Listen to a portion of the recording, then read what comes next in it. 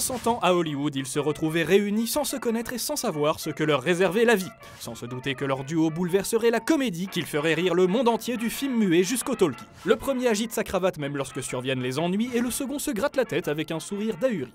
Du champ de bataille au Far West, tête de pioche ou bien sans souci, peu importe les circonstances, ils sont toujours restés amis. Mais savez-vous vraiment tout ce qu'il faut savoir sur ces deux acteurs de génie? Mesdames et messieurs, pour vous en assurer, voici 5 anecdotes étonnantes sur Laurel et Hardy. Numéro 1, Laurel a été la doublure de Chaplin. On est en 1890. À Ulverton, dans le nord de l'Angleterre, le dénommé Arthur Stanley Jefferson voit le jour au sein d'une famille d'acteurs. 2 ans plus tard, de l'autre côté de l'Atlantique, un certain Oliver Norvell Hardy vient au monde aux États-Unis, dans l'état de Georgie.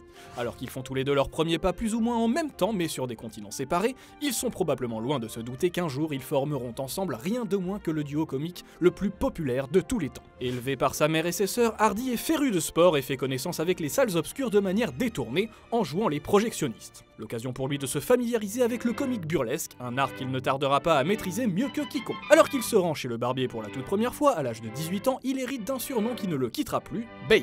Un sobriquet affectueux dont l'affuble le barbier en observant sa peau de bébé. De son côté, notre ami Arthur Stanley Jefferson, lui aussi, est en quête d'un nouveau nom. Adoubé par son père qui avait tout d'abord exprimé quelques réticences à l'idée que son fils poursuive une carrière d'acteur, il a rejoint la troupe de music-hall de Fred Karno et part en Amérique avec d'autres comédiens. Parmi eux, un jeune talent du nom de Charles Chaplin, auquel Stanley a l'habitude de donner la réplique, devenant même sa doublure et son ami. Après le départ de Chaplin pour Hollywood et la faillite de la troupe, Stanley Jefferson tente de rebondir. C'est sa première épouse, Charlotte Mae Dahlberg, qui lui trouve son nouveau nom d'artiste. En tournant les pages d'un manuel d'histoire, elle tombe par hasard sur la gravure d'un empereur romain couronné de laurier, en anglais Laurel. Bref, un petit mot bien reconnaissable, synonyme de gloire et de victoire, qui devrait permettre au jeune Stanley de se paver une belle autoroute vers le succès.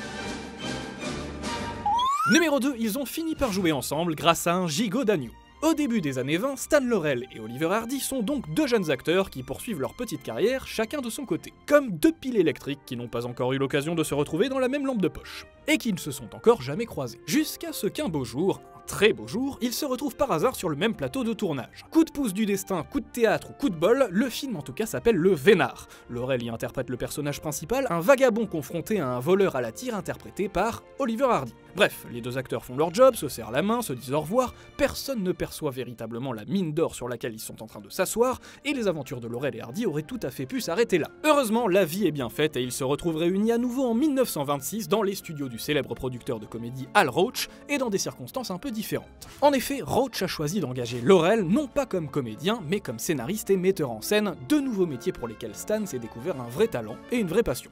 Hardy, lui, est resté acteur et se prépare à jouer dans un tout nouveau court-métrage appelé Get 'Em Young.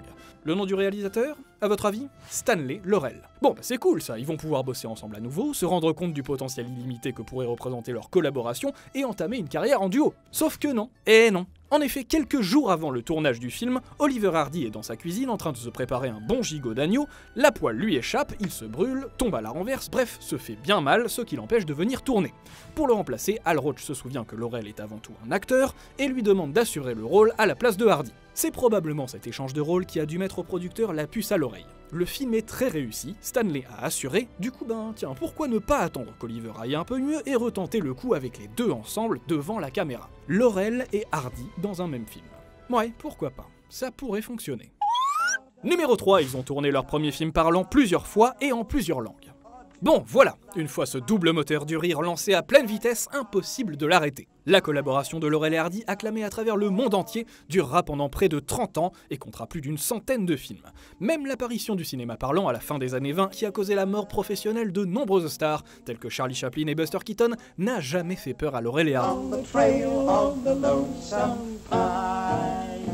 In the Blue Ridge Mountains of Virginia.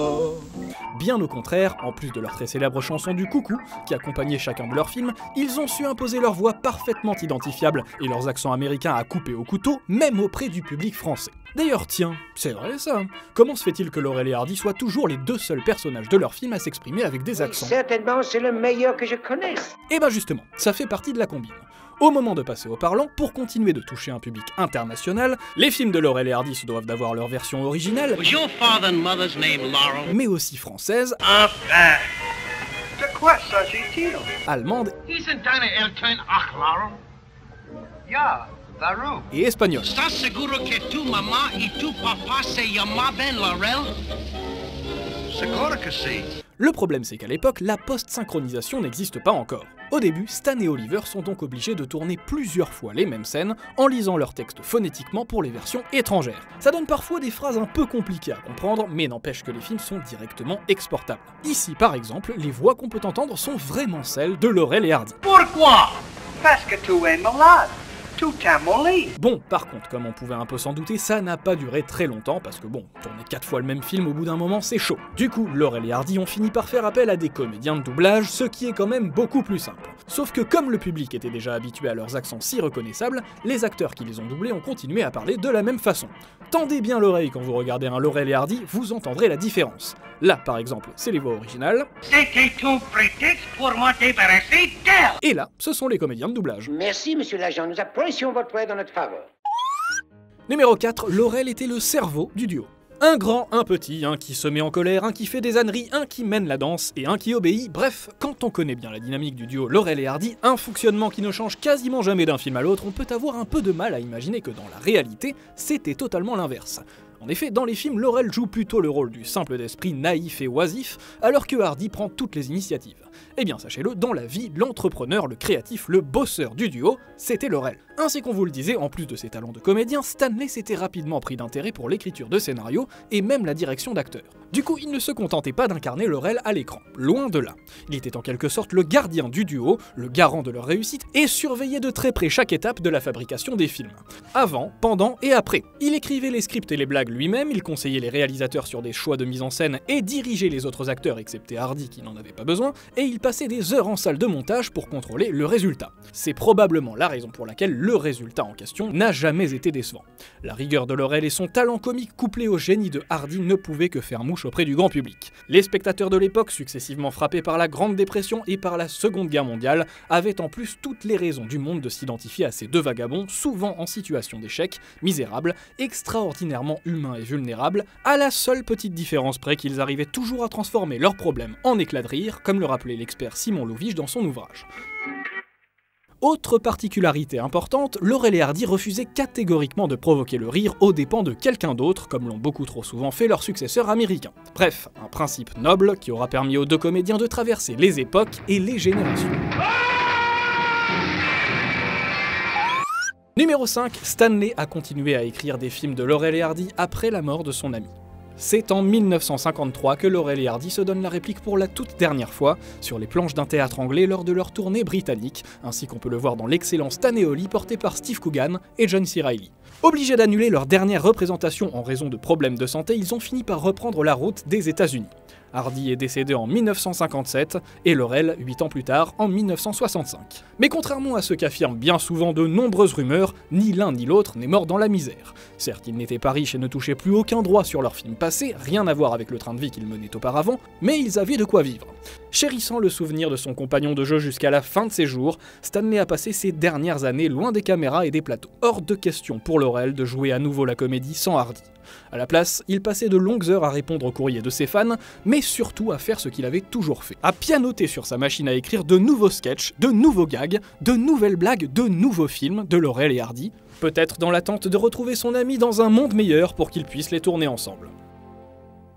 Voilà, on vous a tout dit. Ah non, pardon, on a juste oublié de vous préciser que Laurel et Hardy avaient été caricaturés de très nombreuses fois, notamment par Walt Disney et par Albert Uderzo, que Hardy était réputé pour être l'un des meilleurs golfeurs d'Hollywood, qu'ils étaient censés tourner un dernier film sur Robin des Bois et qu'ils avaient tous les deux participé à la célèbre émission télévisée américaine This Is Your Life en 1954. No, that's it. No, I think there's a...